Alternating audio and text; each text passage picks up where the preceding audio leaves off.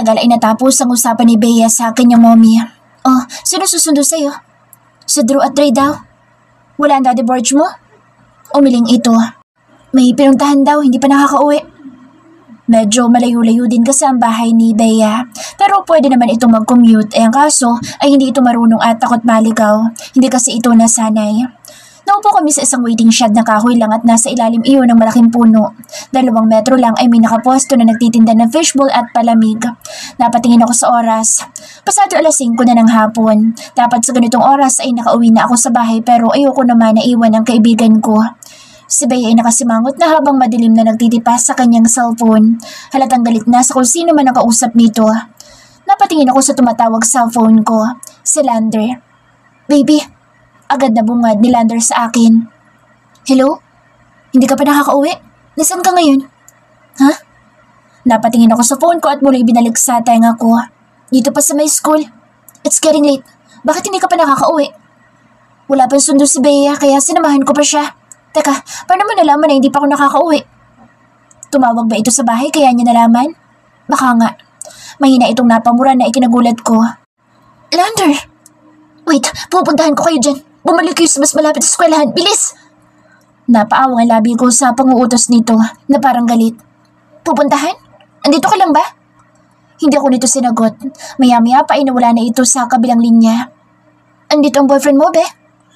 Napalingon ako kay Bea. Susunduin daw ako. Sabay kaming napatingin na dalawa ni Bea na may humintong puting van sa aming harapan. Sundo mo? Tanong ko. Hindi, baka yan ang boyfriend mo. Hindi siya yan. Mabilis kong sagot dahil nagiba ang kutob ko. Parehas kami nagkatingin dalawa ni Bea at muli ibinalik sa harap ng van. Bumukas ang pinto at bumaba ang isang lalaki na may suot na sombrero. Mabilis kong hinawakan sa kaliwang kamay si Bea at tumayo kaya napatayo din ito. Pwede magtanong, miss? Umisang hakbang ang lalaki. Hindi ko siya kilala pero may hawak na sigarilyo ang isang kamay nito. May hikaw ang isang tenga na para bang maangas tingnan. Nagpalingaling nga ako. Kapag may ginawang masama ang taong nasa harapan namin ay makakasigaw kami ng saklolo, lalo pat hindi naman kalayuan ng vendor ng fishbowl. Yes? Tinignan ko itsura ng lalaki. Hindi naman pangit at mas lalong hindi gwapo. Mukhang normal na tambay lang sa kanto. Saan ang papuntang? Santa Fe, dito. Malayo pa dito. Diretso kayo doon. Sagot ni Bea. Hinigpitan ko ang hawak ni Bea dahil ang tinutukoy na lugar ng lalaki ay kung saan din umuwi si Bea. Lumingon na lalaki sa sinenyas ni Bea at muling ibinalik sa amin. Thank you, miss. Mabilis kong hinila si Bea pakaliwang daan dahil nakaramdam ako ng kakaibang kutob. Iba ang panlasa ng katawan ko dahil pinagpawisan ako kahit na malamig ang hangin lalo pa at papalubog ng araw. Sandali, miss.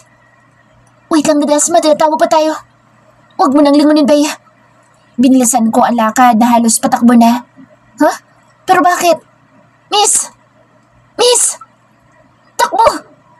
Kulang na lang ay kalad ka rin ko si Bea dahil sa mabilis namin pagtakbo. Napasingap ako ng malakas nang nasa gilid na namin ang puting SUV na kanina lang ay iniwan namin.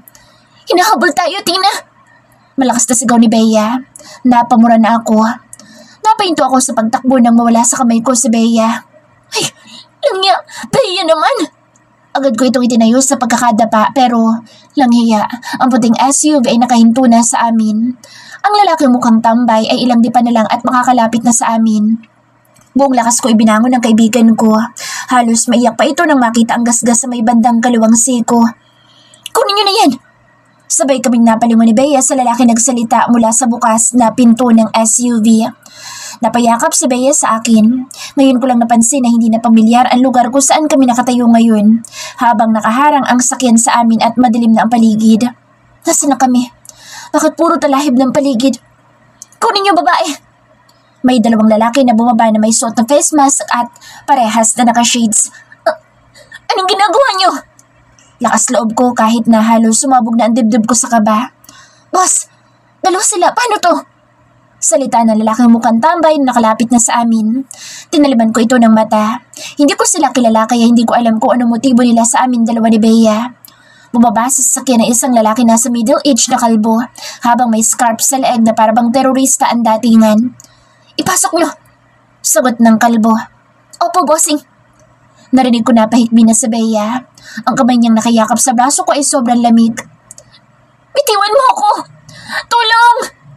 Halos masubsob ang mukha ko sa sahig ng sasakyan na bigla akong itulak nang ipaghiwalay kami ni Bea. Mga walang hiya kayo! Kidnapping tong ginagawa niyo! Malakas kong sigaw sa sobrang galit. Malakas na umiiyak si Bea sa may bandang likuran ko nang itinulak din ito. Tulong! Shut up! Malakas na sigaw ng lalaking kalbo. Busalan niyo ang bibig at talian niyo sa kamay. Bilis! Mga walang hiya kayo! Ang babagal ninyong kumilos! Opo, bossing. Kulang na lang ay magwala ako pero napatigil ako nang inilabas ng kalbo ang kanyang baril at nagkasa. Pag hindi kayo nanahimik, ito magpapatahimik sa inyo. Sa sumunod na sandali ay tinalian nila ang mga kamay ko habang si Bea ay natahimik sa pagsisigaw. Nambusalan ang bibig at tinalian din ang kamay. Kitang-kita ko ang matinding takot sa mukha ni Bea habang lumuluha na nakatingin sa akin. Ngayon ko napansin na naiwan sa daan ang dala kong bag. Diyos ko. Si Bea din ay mukhang naiwan din ang kanyang bag. Napapikit na lang ako at nagdasal. Kahit para akong hihimatayin ay hindi ako nagsalita dahil baka mawalan ng pag-asa ang kaibigan ko. Kahit may takip ang bibig nito, ay naririnig ko ang ungol dahil sa pag-iyak. Tulungan mo kami, Lord. Pilit ko na wag umiyak. Hindi ko alam kung sino ang gumawa nito sa amin. O baka sila ay miyembro ng mga sindikato na nangunguha ng mga tao para kunin ang mga lamang loob para ibenta sa merkado. O kaya, ibenta o ipagahasa sa mga halang ang kaluluwa. Nagtatayuan ang mga buhok ko sa katawan sa sobrang kilabot kakaisip. Wala akong idea. Tsak nag-aalala na ang magulang ko at magulang ni Bea dahil hindi pa kami nakakauwi. Naiwan pa ang gamit namin sa daan. Kung kailan ilang araw na lang ikakasal ang kapatid ko, ay magkakaroon pa ng problema dahil sa nangyari sa amin. Gusto kong panghinaan ng loob pero hindi pwede. Lander, please. Hanapin mo kami. Lord, iligtas mo po kami ng kaibigan ko. Sobrang dilim na sa paligid at tanging headlights ng mga sasakyan ang siya nagbibigay liwanag sa daan. May mga ilaw sa mga poste pero malalayo ang distansya at ang iba ay mukhang pundi pa. Hindi ko alam kung anong oras na ngayon dahil sa tagal na itinakbo ng sasakyan. Masasayang ang lakas mo sa kakaiyak ini. Itigil mo na yan. Bulyaw ng kalbo sabay hit-hit nito ng sigarilyo sa loob ng sasakyan. Napaubo ako dahil sa usok. Hindi ko may angat ang kamay ko dahil nakatali sa likod ko. Humina ang ungol ng pag-iyak ni Bea. Ramdam ko ang matinding takot nito kaya napalingon ako sa likuran. Nakita ko nakayuko ang kaibigan ko habang gumagalaw magkabilang balikat. Dito na tayo, boss. Napalingon ako sa bintana. Pumasok ang sasakyan sa isang gate na para bang village. Hiwa-hiwalay ang mga bahay na nadaanan namin pero sa may dulo kung saan may 4 na palapag na gusali ay huminto ang sasakyan. Agad na bumaba ang mga lalaking kumuha sa amin at kasunod ang kalbong tinawag nilang boss. Ilabas niyo sila at kakausapin ko si Mr. Valdez. Umalis ang kalbo at may nagsilapit na 3 lalaki na may rifle sa kanilang balikat. Pagkababa sa amin ay dumikit agad si Bea sa akin na may luha pa rin sa mata. Huwag kang mag-alala, makakaalis din tayo dito. Mahina akong salita para lumakas ang loob nito. Impit na umungol si Bea na mas lumakas ang pag-iyak. Hindi tayo pababayaan ni Lord, manalig ka. Sabay kaming itinulak ng mga lalaki sa amin likuran. Bilisan niyo maglakad! Ang dibdib ko ay para ng tambol sa tindi ng takot at kaba. Sa entrance ay may 2 lalaki na malalaki ang katawan na mukhang bouncer. May nakasuksok na baril sa kanilang katawan. Naririnig ko ang malakas na tugtog at mga ilaw na paiba-iba ang kulay. Parang nasa party ang nasa loob. Party nga ba? O clubhouse? Pero hindi kami doon dumiretso dahil lumiko kami sa likod ng gusali. Maraming nakaparadang mga sasakyan ang lugar na ito. Anong tinitingin-tingin mo dyan? Bilisan mong lakad! Malakas na sigaw na lalaki nasa likuran ko, sabay tulak sa balikat ko. Hindi mo kailangan sigawan! Galit kong sigaw. Aba, maangas ka ha? Huminto ang lalaki at narinig ko ang pagkasa nito ng barila. Nangatog ang tuhod ko. Gago ka, burog! Huwag mong sandakin yan! Baka hindi ka na masilayan ng araw kapag nalaman ni Bossing! Sigaw na lalaki na nasa likuran ni Bea. Gago to eh! Ang lalaki na sa unahan namin ay sinugod ang lalaking mayabang at bigla itong natumba pagkasuntok. Huwag mong pairanin niyang kababuhan mo, burog! Huwag ka na sumama sa loob! Lakad! Nagkatinginan kami ni Bea at naglakad na. Pakiramdam ko ay nakalutang ako habang naglalakad. Hindi ko alam kung anong susunod na mangyayari sa pupuntahan namin. Segundo at minuto lang ang lumipas ay marami ang pwede na mangyari. Kung mabubuhay pa kami ni Bea o mamamatay na. Lord, maawa ka po sa amin ng kaibigan ko. Pagkapasok namin ay sumakay kami sa lift hanggang 4th floor. Magkadikit kami ni Bea para magkaroon ng lakas ng loob ang bawat isa sa amin. Pagkarating namin ay sinalubong kami ng mga usok ng sigarilyo. Kulay pula ang ilaw at masakit sa mata. Kasabay pa ng mga lalaki nakatayo habang may nakasukbit na rifle sa kanilang balikat. Napatingin ang mga mukhang bantay sa amin at lumapit ang isa. Silang hinihintay ni Mr. Valdez. Papasukin mo. Wala kami magawa kundi ang sumunod dahil nakatutok sa amin dalawa ni Bea ang uso ng baril na para bang kriminal kami. Dinala kami sa isang kwarto na malamig pero ang kulay ng ilaw ay pula. Ang lalaking kalbo na kasama namin ang sumalubong sa amin. Boss, nandito na sila. Itinula kaming papasok ng mga lalaki pero hindi na sila sumunod dito sa loob. Sa isang swivel chair nakaupo ang isang lalaki na nagpapausok sa bibig. May kasama itong dalawang babae na puro walang suot na saplot sa katawan pero naka-high heels. May lumabas sa isang pintuan na isang sexing babae na kinapos ang tela sa katawan. Napasingap si Bea na makita ito, maski ako'y napanganga sa matinding gulat. Crystal? Huwag mo akong iwan. Nanginginig sa takot habang nakayakap sa braso ko si Bea. Dinala kami dito sa isang kwarto na walang kagamit-gamit. Nakasilampak lang kami sa puting sahig at puro puti lang din ang pader at kisame. Isa lang ang bintana, naka-jealousy pero maliit lang iyon at para bang nasa preso kaming dalawa ng kaibigan ko. Mabuti na lang at tinanggal ang tali sa braso namin na ipasok kami dito. Ako din ang nagtanggal sa telang ipinantakip kay Bea. Hindi kita iiwan. Hindi tayo maghihiwalay. Pampalakas ko ng loob. Hindi ko alam kung saan ako humuhugot ng lakas ngayon kahit na pati kalamnan ko sa katawan ay nanginginig. Pero kapag nakikita ko si Bea na walang tigil sa kakaiyak, ay pinapatibay ko na lang ang sarili ko. Walang hiyang kristal na yun.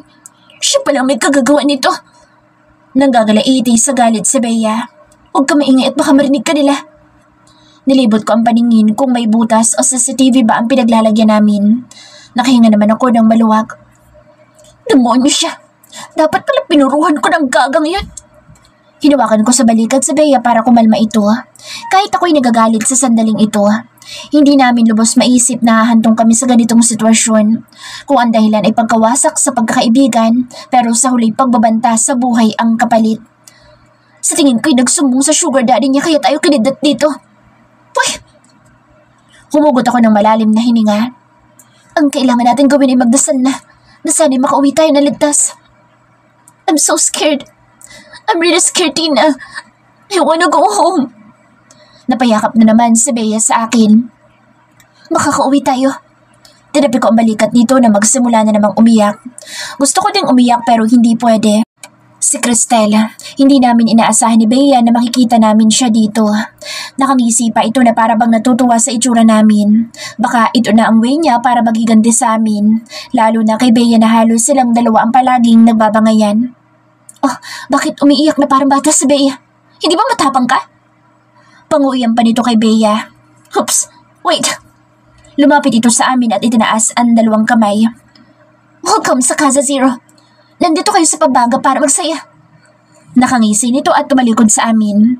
Naglakad ito palapit sa lalaking nakaupo sa swivel chair at may ibinulong doon. Ang dalawang babaeng walang saplot sa katawan ay gumilid lang at nang matapos mag-usap si Crystal at ang lalaki, ay tumayo ito. Meet our guest, Mr. Valdez. They're my ex-PFF. At dahil feeling magagaling at akala'y perfect na sila, ay magkakaaway na kaming tatlo. Am I right, Ledesma? Napalunok na lang ako sa sinabing iyon ni Crystal. Parang nagsumbong ito at balak na gumanti ito sa akin base sa laki ng pagkakangisi nito. Itinaas na lalaki ang kanang kamay nito. Matangkad ito at naka-formal suit naman pero nakabukas ang polo at kita ang dibdib. Mahaba ang buhok nito pero nakatali at may sigarilyo sa bibig. Welcome to my world, girls. I'm George Valdez, but everyone called me Mr. Valdez. Ramdam ko sa tagiliran sa Bea na mukhang naasar sa lalaki na sa harapan namin ngayon. Ang lakas ng loob pang magpakilala wala naman kaming pakialam kung sinong nilalang ito. I'm the owner of this building. At ngayon pa lang sinasabi ko sa inyo, huwag nyo nang tangkaing tumakas dito dahil wala pang nakakatakas dito ng buhay. Malakas na tumawa ito na parang demonyo. Maski si Crystal ay nakitawa. Pati na rin ang dalawang babaeng walang saplot ay tumatawa na akala mo ay nakakatawa sa sitwasyon namin. Lumapit ito sa amin ni Bea at sinipat kaming pareho. Magaganda kayong dalawa. Magaganda din ang hubog ng katawan. Mabentang mabenta kayo ngayong gabi. Eksakto kayo sa isasalang ko. Lumapit si Cristel kay Mr. Valdez at nagulat pa kami na lumingkis ang braso na lalaki sa katawan ni Cristel at walang pakundangan na naglampungan sa aming harapan. Napapikit na lang ako dahil nakakasuka silang panoorin. Kahit ilang buwan na namin hindi pinapansin itong si Cristel, ibang-iba na siya sa kung paano namin siya nakilala noong first year college namin tatlo. Ipasok niyo sila sa salda para makapaganda ngayong gabi. Bumalik sa pagkakaupo si Mr. Valdez at mabilis na lumapit sa kanya ang dalawang babaeng hubot-tubad at ang isa ay lumuhod pa agad sa harap ng lalaki. Nakakadiri. Lumabas ng pinto si Cristel at tinawag ang dalawang lalaki na may sukbit na baril sa katawan. Hinawakan nila ang balikat namin ni Bea at patulak nila kaming inilabas sa kwarto. Dinala kami sa dulong kwarto kung saan kami nandito. Tina, napatingin ako kay Bea nang haplusin nito ang kanyang tiyan at hindi maipinta ang muka. What happened? Ay masakit ba sa'yo? Nataranta ako. Baka may mangyari masama sa kaibigan ko at kailangan niyang madala sa ospital. No, I mean, I'm so hungry. Kayanin mo, Bea. Makakaalis din tayo sa lugar na ito. Sa napakabilis na oras ay pasado 10:00 na pala ng gabi. Gutom na ang kaibigan ko. Ako naman ay nauuhaw pero kaya ko pa naman. Pero mahirap ang magtiis at baka mag-collapse na lang kaming dalawa ni Bea. Mabuti na lang din ay tumigil na ito sa kakaiyak. Kahit nahulas na ang make-up sa mukha. Tumayo ako at lumapit sa pinto. May maliit na butas na parusukat na parang bintana. Tulong! Kuya, tulong! Malakas kong sigaw. Kuya, patulong po! Anong ginagawa mo? Napalapit din si Bea. Bumaling ako sa kanya at nagsalita na mahina. Hihingi tayo ng tulong. Tulong? Hindi tayo tutulungan ng mga yan, Tina. Mga demonyo yan sila. Napatitig ako sa kanya at tinawakan ng kamay. Akong bahala. Sumakay ka na lang. Ano? Di ba sumasakit ang tiyan mo sa gutom? Oo. Pues galingan mo sa pagsakit-sakitan. Yung tipong namimilipit ka at nangingisay. Ha? Sumama ang mukha ni Bea sa huling sinabi ko. Sumakay ka na lang. Tinalikuran ko ito at muling nagsisigaw ng tulong sa labas. Pagsilip ko ay may isang armadong lalaki na naglalakad. Kuya, tulong! Tulong po! Yung kaibigan ko sumasakit ang tiyan!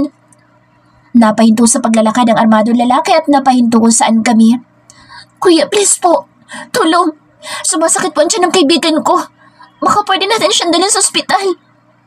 Pagmamakaawa ko, nakurot ako sa tagiliran ni Bea na mukhang takanta sa mga pinagsasasabi ko pero wala na akong pake. Importante ay makapagdahilan. Anong problema niyo? Napalunok ako pero bahala na. Kuya, tulong po. Namimilipit po sa sakit ang tiyan ng kaibigan ko. Baka pwede dalhin sa ospital at baka mapaano na siya. Umakting akong parang umiiyak na. Wish ko lang na kumagat. Lilipas din yan. Naglakad ito na diretso at hindi man lang kami sinilip dito sa loob. Gago na to. Asar na ani ko. Ganyan sila kulang hiya. Wala silang pakaalam kung mamatay tayo dito, Ledesma. Nagawa nga nila tayong kidnapin. Napapaiyak na lang si Bea sa sobrang frustration. Bumuntong hininga ako. Lord, help us. Lander, baby, nasan ka na? Wala sa loob na napahawa ako sa pendant ng kwintas ko. Bakit umiilaw yan? Ang alin? Yung kwintas mo, umilaw ng pula. Kunot to akong tiningnan ang hawak na kwintas at malakas na napasinghap. God, ano to? Isunuot lang ito sa akin ni Lander at sinabi niya huwag ko itong tatanggalin. Kahit simple nga lang ito ay sobrang na-appreciate ko ito dahil bigay ito ng mahal ko. Mag-wish ka. Baka sakaling may magligtas sa atin dito. Hinawakan ako nito sa magkabilang balikat ni Bea. Anong pinagsasasabi mo, Bea? Mag-wish ka na lang. Ayoko mamatay dito. Biglang napahagulhol si Bea. Bea. Nabitawan ko ang pendant at niyakap ang kaibigan ko.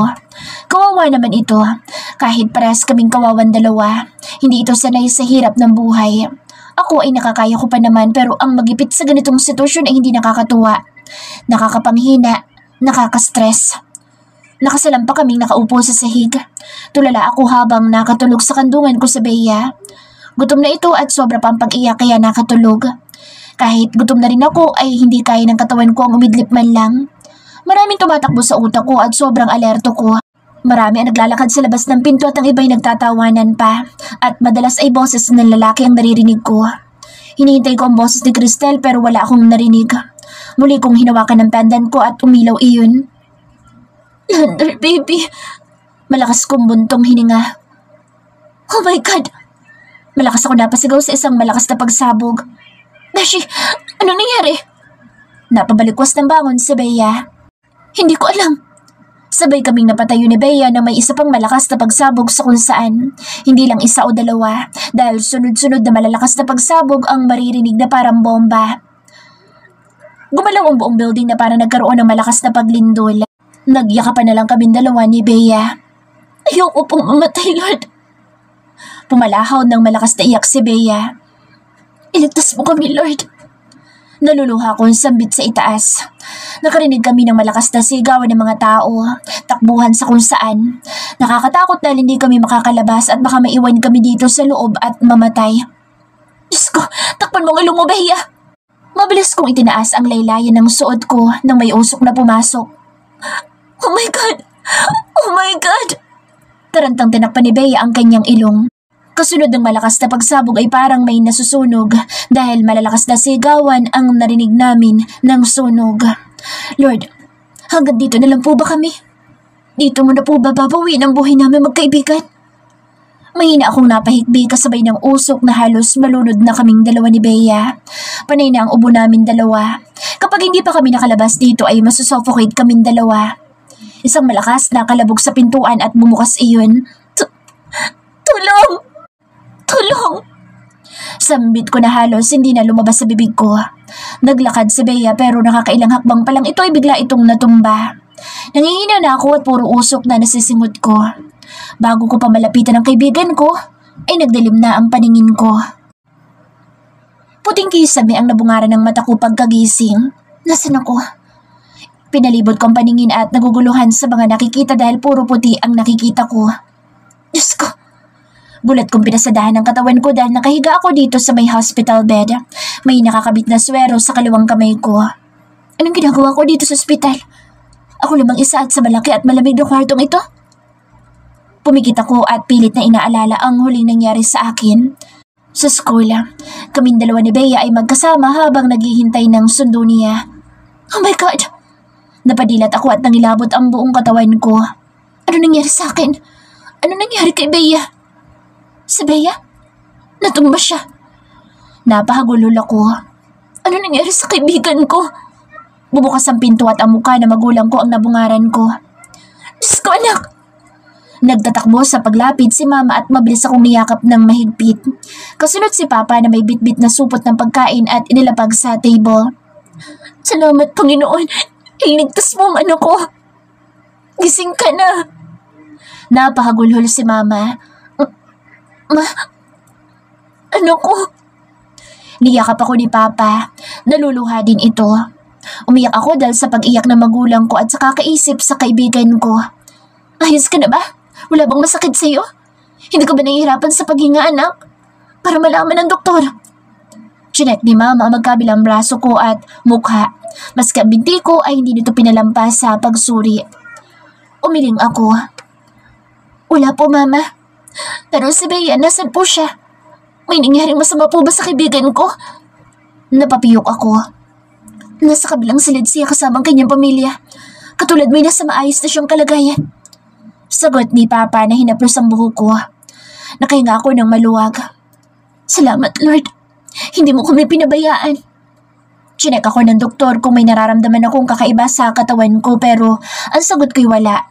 Medyo nahihilo na lang ako pero normal lang daw iyon lalo pa at 10 oras akong tulog. Nagulat ako sa nalaman ko noong nagtanong ako kung sino nagligtas sa amin dalawa ni Bea. Si Lander. Nasaan po si Lander pa?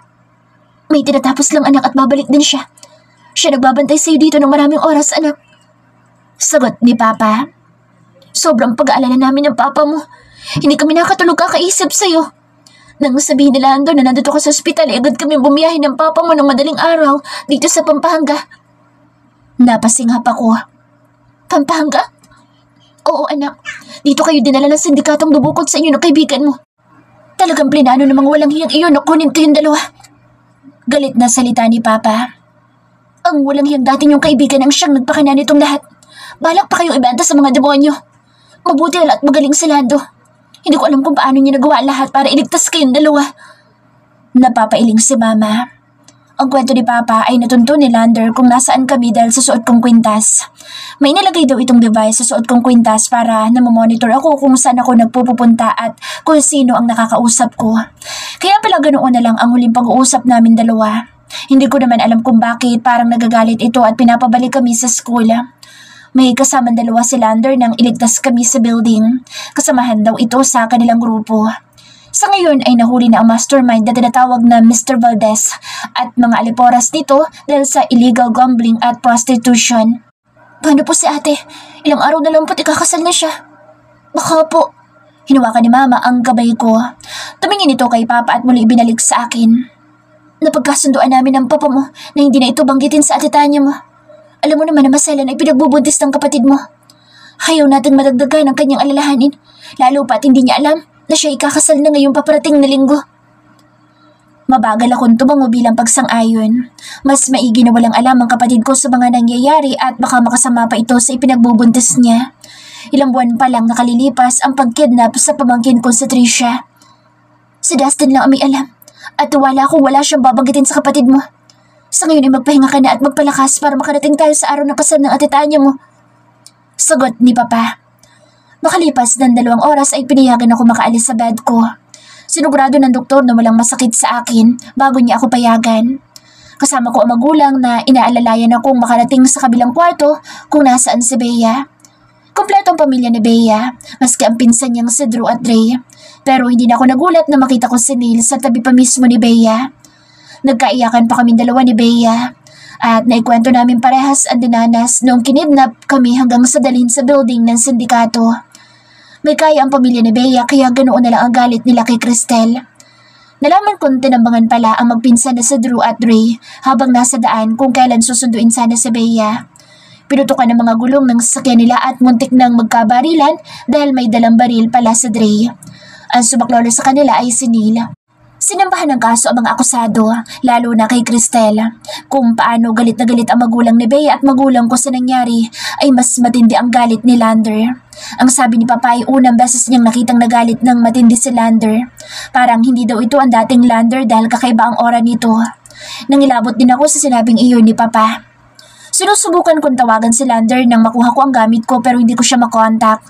Nagpapasalamat ako dahil ang gamit namin ni Bea na nahulog nung kinidnap kami ay nakuha ng vendor ng fishbowl.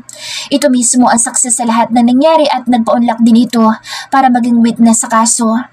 Nalaman kong binigyan ito ng reward ng pamilya ni Bea pero ang banggit ni Daddy Borge ay mas malaki ang reward na natanggap ng vendor mula kay Lander. Nabalita ang nangyaring malakas na pagsunog sa building kung saan kami kinulong pero ang banggit ni Papa ay binayaran ni Lander ang media at sabihing aksidente ang pagkakasunog sa building sa isang village. Walang namatay pero marami ang sugatan at na-rescue na kababaihan.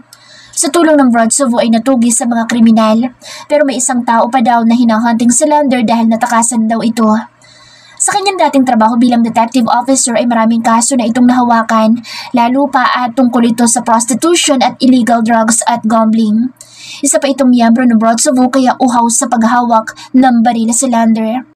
Sa mga ikinuwento sa akin ni Papa ay parang hindi si Lander ang taong iyon, parang iba. Ibang-iba sa katauhan na palagi kong kasama.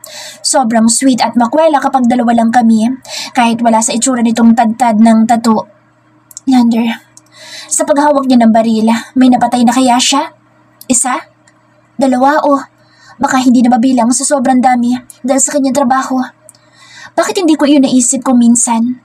Hindi ko rin kasi tinatanong. Wala din siyang binabanggit kaya paano ko malalaman? Alam kong trabaho lang ang lahat pero nadungisan na ang kamay ni Lander. Napalunok ako at pinipigil kong wag umiyak. Ayoko na mag-alala ang magulang ko kaya sinabi ko magpapahinga muna ako pero kahit nakahiga ako, ang utak ko ay lumilipad. Pero bakit ko ito iniisip? Sa tingin ko ay hindi lang naman si Lander ang ganito. Maski ang mga kasamahan niya sa grupo ay ganito. Hindi naman siguro kasalanan sa langit ang pagpatay kung ito'y trabaho. Paano naman ang mga pulis at sundalo? Trabaho lang at hindi personal na galit. Mahal ko si Lander. Sobrang mahal ko siya kaya tanggap ko kung ano siya. Lord, tanggalin mo po ang naguguluhan kong isipan. Sa 2 araw namin dito sa ospital ay ang pagbalik ni Lander. Baby! Lander! Niyakap ko ito ng gusto. Sobrang miss na miss ko na ang taong mahal ko. Are you alright? May masakit pa ba sa'yo? Napatitig ako sa mukha ni Lander. Tinubuan na ito ng bigote at balbas. Nangangalumata na rin ito na mukhang walang tulog dahil sa kanyang malaking eyebag. Pero kahit ganoon, mas nakakadagdag pa iyon sa taglay nitong kagwapuhan. 1 linggo mahigit nung huli ko itong nakita. Sobrang busy ito sa kanyang kumpanya pero kahit busy kami sa aming ginagawa sa aming buhay, ay naglalaan kami ng oras para sa isa't isa. Kapag may pagkakataon ay nagbi-video call ito dahil ayaw nito ng tawag-tawag lang. Ayos na ako. Gusto ko na umuwi. Hinaplos ko ang panga nitong magaspang. Yes, baby. We are going to go home now. Hinalikan niya ako sa noo kaya napapikit ako. Tagal mo.